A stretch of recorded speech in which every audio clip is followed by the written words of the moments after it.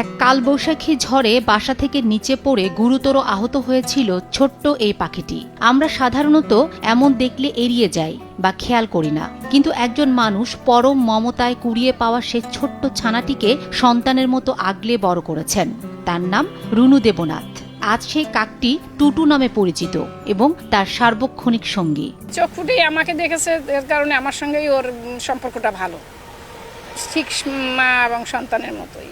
যেমন আমাকে আদর করে, আমি খাওয়াই দিলে খাই, আমার গাল থেকে খাবে, নাহলে আমার ঠোঁটের ভিতর ঠোঁট ঢুকাই দিয়ে সে নিজে ইচ্ছে বের করে নিয়ে আসবে, এমনভাবে খায়। টুটু নামটা, ও একটা পাখি, টুটকার ধরনের নামগুলো ভালো লাগে। আমি এখন ওরা এতটা ভালোবাসিছি, মনে হয় যেন কাক, মানে ময়না টিয়া, গুগু শালিক, ওদের থেকে ও অনেক ভালো বোঝে।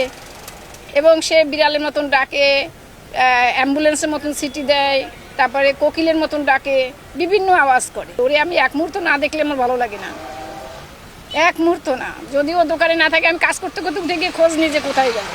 ভালোবাসি বিদায় ওর সকল দুষ্টুমি আমি মেনে নিই, যার কারণে আমি বিরক্ত বোধ করি না। স্যান্ডেলিনা সো, রূপচর্চায় আভিজাত্য। সকাল থেকে রাত পর্যন্ত সুই সুতো আর কাপড়ের ভাঁজে ব্যস্ততার মাঝে টুটু সবসময় তার কাঁধে বসে থাকে। দোকানে ডানা ঝাপটে ওড়ে আর খুনসুটিতে মাতিয়ে রাখে সবাইকে। তিনি দোকান থেকে কোথাও বের হলে টুটুও পিছু পিছু ডানা মেলে উড়ে চলে তার সাথে। এই দুষ্টুমি আর ভালোবাসা দেখতে প্রতিদিন দূর দূরান্ত থেকে ছুটে আসেন অসংখ্য মানুষ। কেউ মুঠোফোনে ফ্রেমবন্দি করেন এই দৃশ্য, কেউ আবার অপলক দৃষ্টিতে তাকিয়ে দেখেন মানুষ আর বন্য প্রাণীর এই মায়ার বাঁধন। মেয়েটা যদি কই যায় তোরে কান ছিঁড়ে দেবো না, আর দে কই হুম হুম হুম হুম এরকম সে শব্দ দেয়। আমি চলে যাচ্ছি, তুই দোকান দেখিস।